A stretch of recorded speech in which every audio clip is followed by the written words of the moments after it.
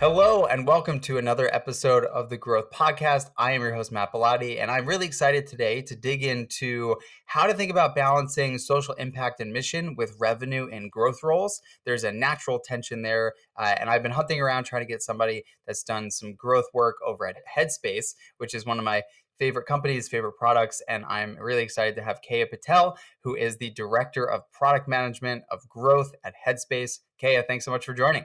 Thank you for having me.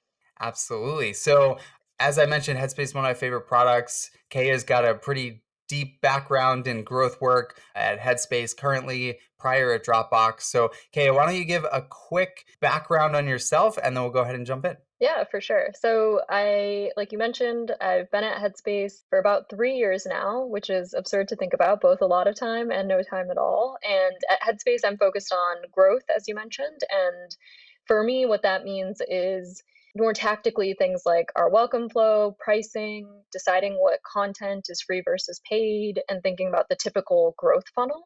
And then also thinking about lifecycle communications like push, email, and modals along the way in that growth realm. And then, really quickly, prior to Headspace, I was at Dropbox for about 2.5 years. And that's where I learned kind of like the basic chops of being a growth PM and was on the growth and monetization team there, focusing on our B2B product mostly. And during that time, I loved learning about experimentation and being able to look at test results and see the impact of millions of dollars that it was bringing in for Dropbox. But towards the end of my time at Dropbox, I eventually felt like I wasn't connected enough to the mission and a cause that was larger than myself, that was having a societal impact, which is when I made that transition to Headspace with a much loftier mission that I'm sure we'll talk about a little bit later. Yeah, so why don't we go ahead and set the stage with, how Headspace thinks about their social mission and then we can dig in from there. Yeah, for sure. So Headspace's vision is to improve the health and happiness of the world, which, as I mentioned, is a pretty lofty, all encompassing vision, and you can never really accomplish that full vision. So, the way Headspace goes about trying to make progress and little steps towards that mission is essentially by providing audio and video guided content for our members to lean into mindfulness. So, this can consist of anything from, let's say, like audio guided meditations on coping with grief for someone who maybe just lost their spouse, to background music curated by John Legend to help with focusing while working from home, or even breathing exercises to help with falling asleep, which is some of the content that I use the most every night before I go to sleep. And then many people who use or hear of Headspace associate it with destigmatizing mental health and caring for your own mind, or dealing with things like burnout prevention, especially right now when many people are probably working from home or working too much and blurring those lines together. And even just like this notion of self care and training your brain to be more present in the moment with so many distractions happening on a day to day basis. So that's really kind of the essence of Headspace's social mission and like our vision around how we can impact the world and people who are just humans in general trying to go about their day to day. And I love this too because it creates such a natural tension around the, core concept of growth is generally like get more revenue, get more outcomes, all that. But there's always a balance in the brand. And with this, there's like another layer to it. Not only are you balancing, doing things that are right for the brand, but doing things that are fundamentally right for the user. So, how do you think about the framing of that mission and what it means for you as you're operating day to day and even more strategically in growth? How does it impact how you think about it? Yeah, so you're exactly right, Matt, in that if I think back to my time at Dropbox, a lot of the decisions I was making as a growth product manager were literally only about revenue and increasing conversion rate, which then helped to increase our subscription rate or and revenue from there. In my role at Headspace, though, it's contradictory to that in some ways, in that I'm balancing thinking about this vision to improve the health and happiness of the world every single day and balancing that with growth, which is bringing in revenue for the company. But the way I like to think about it, and the way I've heard our CEO, Rich Pearson, talk about it in the past, is that the two, vision and growth, have to go hand in hand. So they're so intertwined at a company like Headspace and a lot of other social enterprise organizations, where by having revenue and fueling growth, you're able to essentially bring your mission to that next level.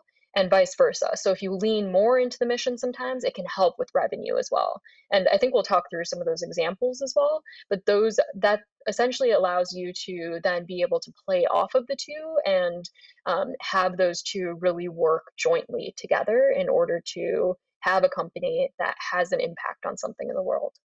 So I think it would be amazing if we could step through, we'll call it a case study example from something that you did over at Headspace. So one thing that you had mentioned to me before we jumped on here was that Headspace has this student plan, and you approached it from very much of that growth mindset of should we do this, should we not? Is it going to be a revenue driver? But we also want to, support students. Can you give us the high level, and then we'll dig into like how you, approached building it?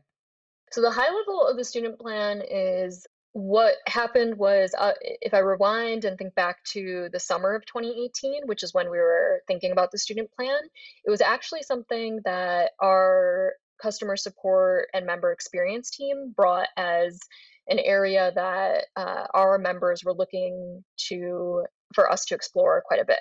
So they were looking for a different price point, different content for students because students were in this position where they were super overwhelmed and stressed about what was happening in life. So that was kind of our problem area.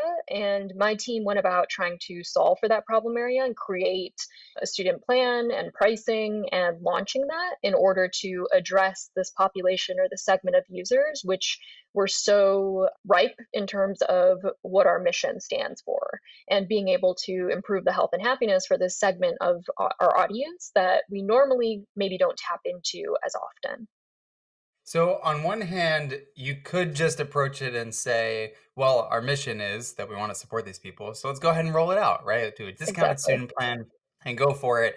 But the other side of it is it has to actually make some financial sense, right? Because it's a for profit company. So, what did the bar look like for the we should invest in this, we should do it? Like, what did that look like? Yeah, so if you were to ask someone on our finance team at the time who I was working really closely with, they would say something like the bar had to be that from a revenue perspective or even from a subscriber number perspective, it had to be worth it, in that we were gaining incremental subscribers and gaining incremental revenue.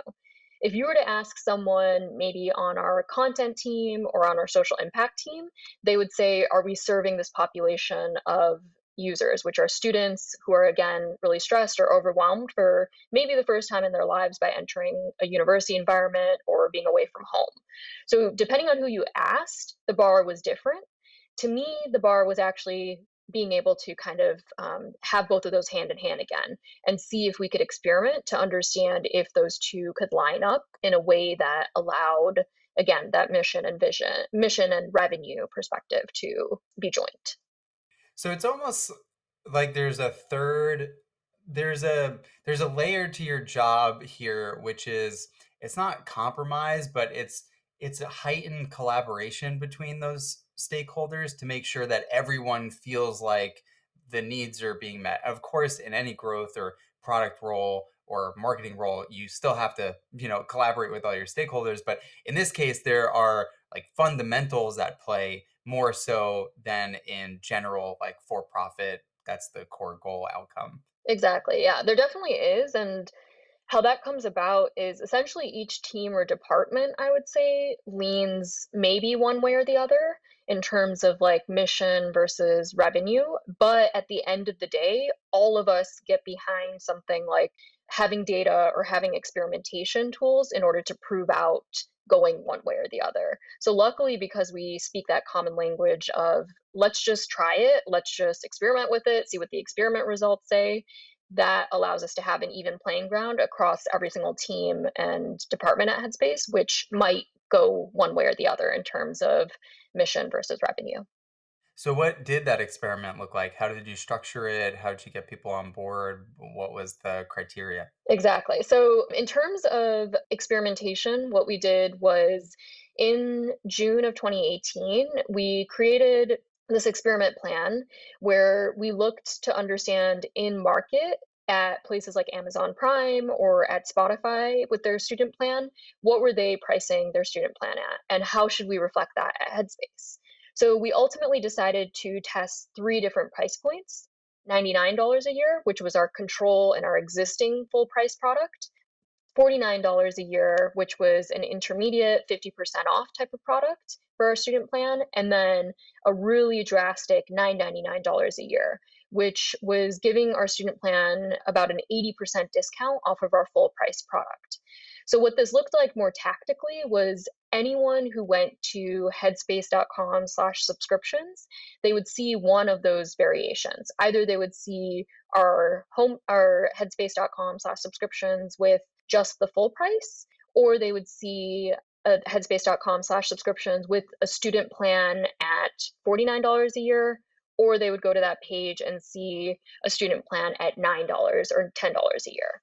And what we were essentially looking to test was between those three different treatment groups, or variations, what would be the take rate in terms of being able to purchase both the full price plans and the student plans. So, as you can imagine, in that control group, which didn't even really offer a student plan, it was just showing that full price plan. Our revenue was pretty high because people were purchasing that full price $99 a year plan. But it was very unlikely that students would actually purchase that because it was at that full price. Whereas in the next variation where we had it at $49, we were seeing there starting to be some students purchase at that $50 or $49 price point. Whereas in the final treatment, we were able to see people purchase still at the full price plan if they were not a student. And then a bunch of students come in on that $999 price plan. So we could see that students were actually not really purchasing at that $50 or $99 price point, and they were really gravitating towards that $999 price point.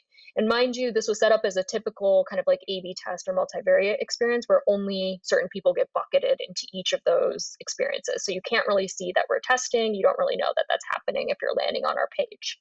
So from there, what happened was we ran this experiment for a couple of weeks.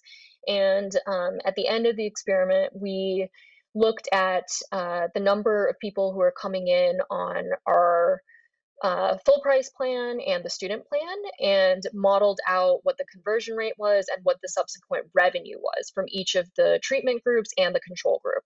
And what we ultimately saw was in that treatment group with 999, we saw an increase in revenue and subscribers. So that showed that even though we were going like pretty low in terms of the price on student, it could be the right decision for us from both a revenue perspective and a subscriber perspective. And then the other layer to that was we could see that students were excited about this by taking up this plan, meaning we were bringing in a new segment of users that we were not seeing at all in some of the other variations and really serving this population of group. And so ultimately, we moved forward with launching that $999 price point by starting in the US for student plan. And we did that around back to school season in August of 2018, and then did another push around final season in November, December of 2018 as well. I love that. That is a beautiful experiment outcome.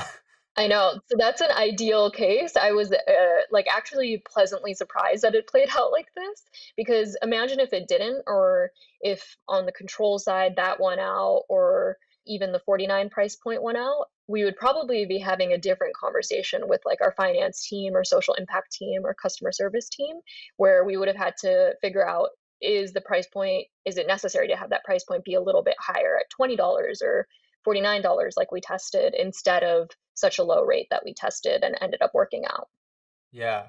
And how do you reconcile the people that bought at 49 a year versus the people that bought at 9.99 a year? Like, did you go back to those folks? Like, I've always wondered, like, when you run deep experiments on pricing, how you approach the people that didn't wind up in the, experiment outcome group.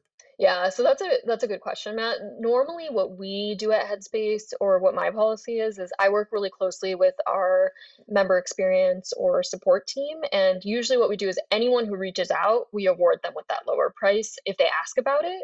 Most people don't notice it or reach out, and in those situations, we can't always completely backtrack to figure out who it is, just due to not being able to track their personal identifying information. But anyone who does reach out proactively, we usually honor that, prorate it, and make sure they're taken care of. Makes a lot of sense. So, One other example that you had mentioned when we were chatting was how you strike this sort of balance around the free trial. And I was hoping maybe we can dig into that one as well, kind of the same way that we did with the student plan just now. Awesome. Yeah, that's another really great example or fun example of the mission and revenue conversation that is always in my head. But about a year ago in late 2019, we were exploring allowing first time subscribers to have a free trial of 7 days or 14 days, kind of like the Netflix model or all these entertainment platforms. And to be honest, Headspace was probably a little bit late to the game in terms of offering a free trial. So we saw in market that our competitors and several others in health and wellness and fitness had a free trial that rolled into an annual product. So if I think of an example, at the time, Nike Training Club had a 7 day free trial rolling into an annual product. So, what that looked like for a user was they had 7 days of access to the full Nike Training Club content and videos before then having to pay a larger sum for an annual product. There was no option to pay monthly or every 3 months or any sort of smaller transaction fee. It was only the annual option. So, what we did on our side was we actually started experimenting with only that, where a control allowed a member to directly purchase for Headspace since we did not have a free trial at the time. And then our treatment allowed people to purchase Headspace at the annual subscription, but had a 7 day free trial attached to that. And that was something that, because we saw it in industry, we thought it would work for us. But internally, my team felt pretty conflicted about this because we were thinking through what about the people who could not actually purchase an annual product, which at the time was like a huge chunk of change, anywhere from it was around like $99 at the time. And then we were also thinking, is 7 days enough to really be able to trial the Headspace product? And if you think about it from a vision standpoint, in terms of like our social impact vision, we should be able to serve anyone, whether they can pay monthly, annual, whether our annual product is too expensive to them, they should be able to pay at a rate that's a little bit better to them. So what ended up happening is that first experiment that we did actually showed a decrease in revenue by only offering the free trial on our annual product. So I kind of went back to the drawing board with my team and even with our exec team that I was working with to get buy-in on this type of experiment and rolling out a free trial. And we decided to do a much more comprehensive test where we did a few different variations similar to that student plan. But what we did was we tested the direct purchase, which again was our control, versus that 7 day to annual, which we had already tested. And then we tested a third variation that allowed a free trial on both our monthly and annual product. So we still wanted to serve those members who might not be able to afford a monthly price because of our mission. And we balanced it by making the annual plan a little bit more attractive with a lower price, a longer free trial period, and highlighting that annual plan when you see the page, but still always giving the option of the monthly price for people who did not want to pay about $100 for the annual and that amount seemed daunting to them. So in the experiment results, we showed that purchase screen with the option to have both the monthly and annual trials rolling into their respective monthly and annual subscriptions won out in terms of conversion rate and revenue compared to the other options of our control, which was that direct purchase, and the 7 day to annual, which we saw in industry and with our competitors. And what that meant for us was it was, again, an ideal example of trying to blend revenue impact and our social impact vision by still maintaining that monthly plan and also boosting our revenue and conversion rates in a way that was even more sustainable for the business with launching this free trial. It's almost as if having that mission and finding ways to be more supportive of users winds up being the best outcome anyway. Yeah, I mean, in this situation, it was. I'll say that there's definitely challenges around that as well. But with this situation and the student plan one that I walked through, they worked out pretty well in terms of being able to be kind of like that devil's advocate for us that really lets us ask, like, is this the right thing to do for our members? Yeah, and for cases where, maybe it's a not as broad-reaching decision, but the team wants to experiment on I don't know, the onboarding flows, the sign up page, and just, optimize it into oblivion. Like how do you approach, like, do you have a clear set of rules or principles when there is something where the team is saying like, well, we could go further or we could should maybe stop here? Like, is there a clear set of things, or is it just you approach it all case by case and work it out with the team? I don't think that there's actually a lot of tension about this at Headspace because most people know that this is actually something that they're going to have to think through as they join the company. It's something that we ask about in our interviews, and people know that at the crux of Headspace is that balance of revenue and mission. And the way I think about it more on my team when we're experimenting too much or experimenting into oblivion, as you mentioned, is one of two things. The first is how can we get more data or more evidence one way or the other? And sometimes that is doing more experimentation or looking back at what our control was a year ago and retesting that to see if we've actually made enough progress. And then the second way is a little bit more just like personal and at a team level, which is asking what's honestly the right thing to do, like ethically and as members of the product ourselves. So that second question is sometimes a little bit harder because we'll ask like, is this something we truly believe is right for the product? Is there anything else that we can do? Are there other solutions or variations that we should be adding to the experiment that are a little bit less salesy? And that type of conversation is really what feeds me in my role at Headspace because not that many companies are actually having those types of conversations around how do we avoid dark patterns or what's actually best in terms of bringing our mission to life at the next level. So those are kind of the two key pieces around like the data and evidence and then also asking what's right to do.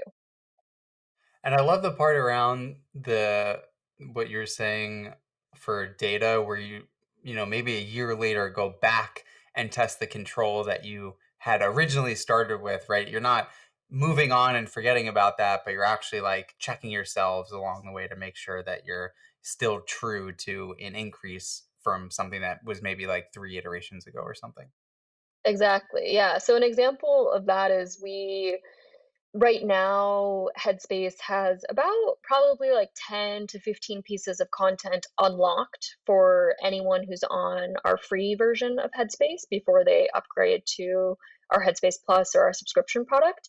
But about a year ago, year and a half ago, there were probably like 50 pieces of content unlocked. So we decreased the amount of content that was available in that free product in hopes that they would upsell. And we actually saw conversion rate lifts as a result of decreasing the amount of content in our free product. But right now, my team is getting ready to kind of test that again and see was that actually the right decision? Is there something that's in the middle? Does it depend on the person and how they came into Headspace or their interests in terms of like what's right in that free version of the product? So it feels like we're still meeting our mission where it's meant to be, that people can still have access to the right content, make an informed decision before they upsell into our paid product. That's great. And what you were saying was that there's not generally a ton of tension internally. Like, people sign up and join the company knowing that there's this balance between mission and revenue and all that. But do you wind up in cases where like there needs to be a tie break between them, or like where there's an argument where one side is saying like clearly we should do this thing for the mission and the other side is clearly we should do this thing for the revenue? Like, how often does that come up? It sounds like really not that often. And is there a rule of thumb for kind of breaking that tie? Yeah. So I would say, actually, let me give you an example of that to kind of talk through it and something that might hit a little bit close to home. So earlier this year with COVID, Headspace really tried to be there in the moment for people globally. And an example of this was in the May timeframe, so May of 2020, we were considering allowing giving Headspace away for free for anyone who is unemployed. And what that meant was giving Headspace away for 1 year. Anyone who is unemployed could come to our website and redeem that and be able to have access to Headspace and all of our content, audio and visual, for about a year.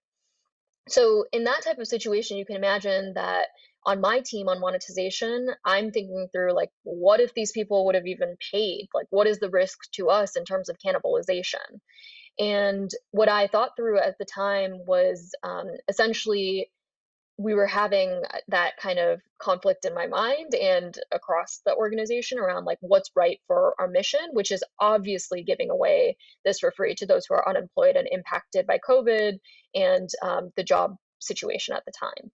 On the other hand, we were thinking about our long term or our longevity in terms of revenue and being able to potentially profit off of this group that may not even be able to afford Headspace, but really needs it in the moment. And that was kind of the wrong way to think about it.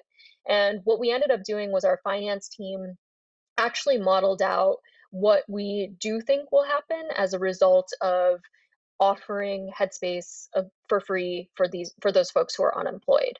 And we saw that it's really not that much of a risk to our business in terms of cannibalization, since these people may have not even been able to afford Headspace in the first place, or that's not where they're going to be spending their money if they are without a job.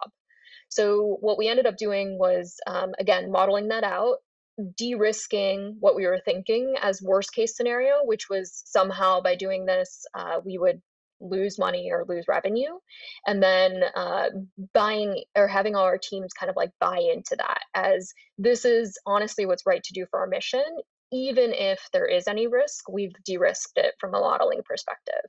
And as soon as we put kind of like that data or evidence behind it is when I think people started feeling more comfortable with it in the sense that, sure, we don't really know exactly what will happen, but at least we have some way of having modeled this to know that there's probably low risk in terms of doing something that's truly the right thing to do for our mission and for our members and what's happening in the world at that time in May.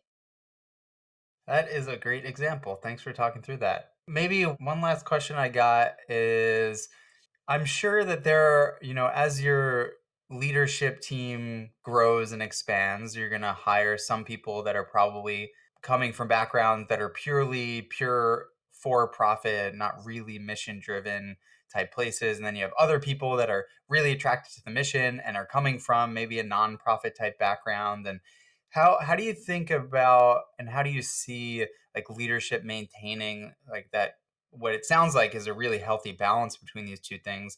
Like, do you see it swinging a lot? Is there like a learning curve for folks? What does that look like from your perspective? Yeah, so if I rewind a little bit, when Headspace first started about 10 years ago, they actually were a nonprofit organization and an events-based company. And from there, we transitioned to being for profit. And with that transition, and even going up until like the last year or so, I think you do see in our leadership team, and even with people who are more on the grounds or operating on a team level, that each person kind of has their own view of do they lean a little bit more towards the mission? Do they lean a little bit more towards revenue? And again, because of our hiring practices and the people we attract to Headspace, I think people know that they have to be thinking about that conflict themselves and with their teams and in initiatives that they're working on. So I think on the whole, there might be people who lean one way or the other, but all encompassing, if you look at our entire employee population at Headspace and even like the initiatives that we do or the experiments that we do, we're probably right in that middle point that you mentioned, Matt, where we have that healthy tension of leaning both towards our social vision and our revenue. And if you look at all of the experiments, for example, that my team has done over the last year, and initiatives that we've been involved with COVID, with some of our revenue things, with retention, if I was to average that out over the course of this year of 2020, you would see that my team and a lot of our teams land right in the middle in terms of balancing that. So I'm hoping that that is obviously maintained over time as well, because that is one of the things that's most unique about working at a company that's really a social enterprise and trying to balance the two in a way that's very different than other organizations that are only focused on revenue and getting to that next stage in terms of year over year growth. Yeah, it makes so much sense. And it really sounds like so much of it is anchored in like the interview process and making sure those expectations are set and, seeing that you're pulling in people that understand that there's a balance and it's not a company that just does one or the other exclusively. Exactly. Your team over there has built a pretty cool place. So I'm out of questions here. I mean, I have plenty more, but I think we'll go ahead and wrap up the podcast here. Do you have any parting words or things that you didn't get to touch on? Feel free to say no. But if you do, now is the chance to toss them out there. No, I think I'm good. Thank you so much. Absolutely. And thanks again. These examples were really awesome. I think that they really highlighted the ins and outs of this sort of process, and we got to go deep in a few of them. So I really appreciate it. Thank you so much again for joining. For all the folks listening, I know you have so many other things that you could spend your time on and listen to or watch or whatever it might be. So thank you for spending your time here listening to this. There are plenty more episodes with amazing people, so if you're a fan of this, check out the others, hit that subscribe button, leave feedback. My email's matt@drift.com. Shoot me a note for anything you might need. And thank you again, and I'll catch you on the next episode. Bye.